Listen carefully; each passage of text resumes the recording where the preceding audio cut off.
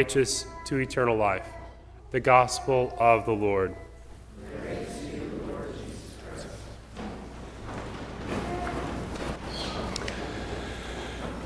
In our gospel today, Jesus speaks to us about the end of time, what we call the last judgment or the general judgment. It's something that we profess in the creed, which we will say in just a few minutes, when we say, "He will come again in glory to judge the living and the dead, and of his kingdom there will be no end." And we know when we say the living and the dead, we mean every person that ever has lived, every person that is living or ever will live, and that includes all of us. And that's the opportunity when Jesus will pass definitive judgment over history, over our individual deeds, over our hearts, over our acceptance or refusal of his grace and his love. And as we heard in today's gospel, Jesus tells us that one of the chief characteristics about those who are righteous, that have the kingdom prepared for them, is that they are generous and compassionate to those who are in need. And they take care of those people for the sake of Jesus.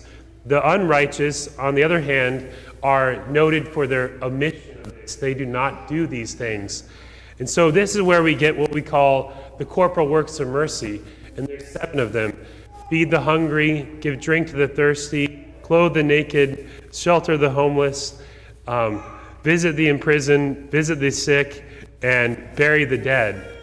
But this, we can also add this spiritual works of mercy, which are a little harder to remember. Let's see if I can do it.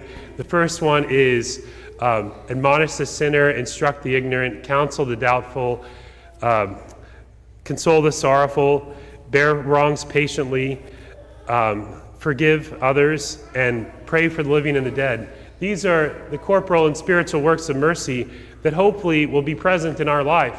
They were certainly present in the life of all the saints. So I just want to share one story about a saint that I've come to learn more about this last year or two. And his name is Saint John the Almsgiver, or Saint John the Merciful. He was a bishop in Antioch, and when he became the bishop, he asked how many masters he had. And they said, "What do you mean masters?" And he said, "People that are in need, they are our masters." And so he took care of them. And he would give away all the things that he had. There was a man that was covering for his bed, like a nice blanket to keep him warm in the winter. And he'd use it for one night, then he'd sell it and give the proceeds to the poor. And so the man was frustrated and gave him another blanket. And then the bishop took that blanket, did the same thing. And this happened several times. And the bishop said, "Let's see who gets tired of this first." And it wasn't the bishop of his generosity. And he would sit out in front of his cathedral every Wednesday and Friday, there on a little bench. And so people could come up to him and ask his advice and counsel. And also, if they had some need, he could provide it for them. And one day, this man came up and he had some money. And the guy walked away and he thought, well, that was really easy. Let's see if I can try it again. So he went and changed his clothes, went back, got back in line, went up to the bishop, said, I need some help. And the bishop gave him some money, and then he left, and he's like, I better try this again. So he changed his clothes again, went back and stood in line, and then he went up to the bishop. And at this point, the assistant for the bishop is like, "Psst, psst, that's the same guy." And the bishop obviously had recognized this, and he said, "We're not going to turn him down lest we be refusing Jesus Christ himself." And so he gave him something and he went on. Now I know we obviously have to be prudent in how we are charitable to others, but I don't think, at least speaking for myself, that prudence is the problem, okay? I think most of what I need to work is being compassionate to those in need and generous in helping them out. That's what I think I need, and maybe you as well. So finally, I just want to speak about how our parish is involved in these works of mercy. It says right in our parish mission statement that we want to serve our local community with excellence. And one of the ways we do that is through the works of charity, by providing these services to people that are in need or that are in need of the spiritual works of mercy. And so we exist to do this, and we want to give everybody an opportunity to participate in this. And so there's lots of ways that we can give back to our community through the parish. And then there's also when we give our financial gifts to the parish, it provides for these works of charity that we do, whether it's the school or all of our different apostolates and ministries. Your gift helps out. And when you give, we take 10% of that and we pass it on to the diocese, and it's spread out for all these good causes. And other places you might have gone to in different dioceses, when you go there, they take up all these second collections for the missions or second collections for this or that. And we don't do that, because when we give to the parish, a portion of what we have is shared with all of those ministries. And so I would like to invite you to consider this for the next year.